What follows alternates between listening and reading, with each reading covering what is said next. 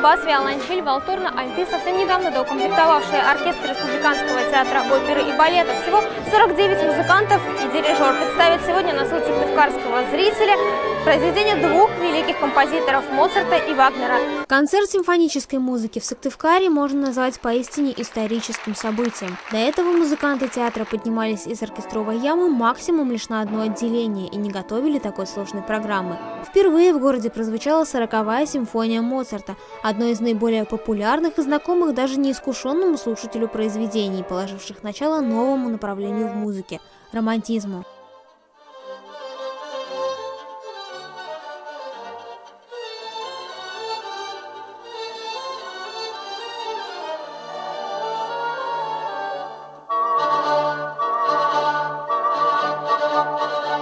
Поразительно все это прозвучало хорошо.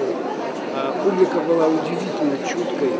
И надо сказать, что и оркестр был просто изумительный. И вот первая часть с этой мятежной главной темой, знаменитой «Мир и рынок», которую все знают, какая-то очень глубокая вторая часть, ее такими необыкновенными нежными зовами, с какими-то такими перекличками, такая очень философская, к сожалению, очень красивая, полная нежности.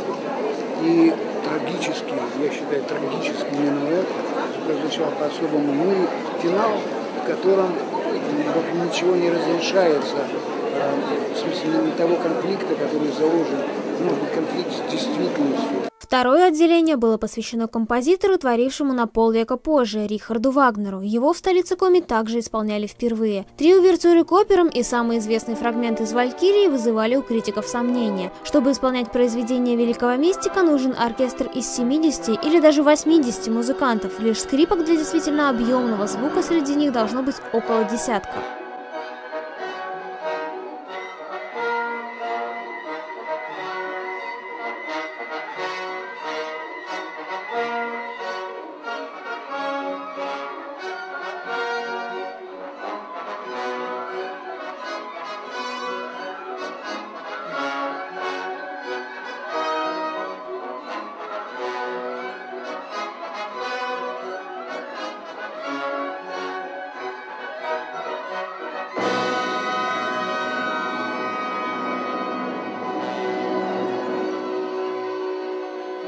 Музыканты выложились на все 100, и я считаю, что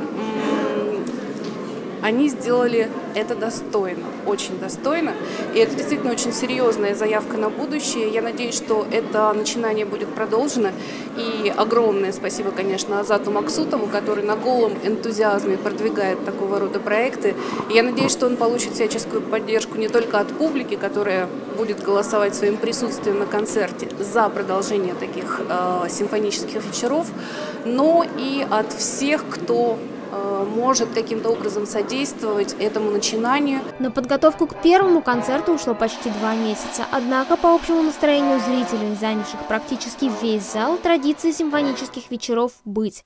Готов к этому и главный дирижер театра Азат Максутов. Я просто счастлив, что музыка Моцарта и Вагнера вызвала такой бурный прием у зрителей.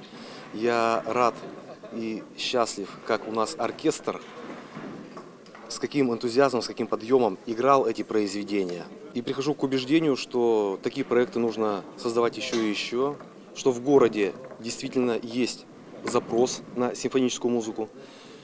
И совместными усилиями мы будем реализовывать.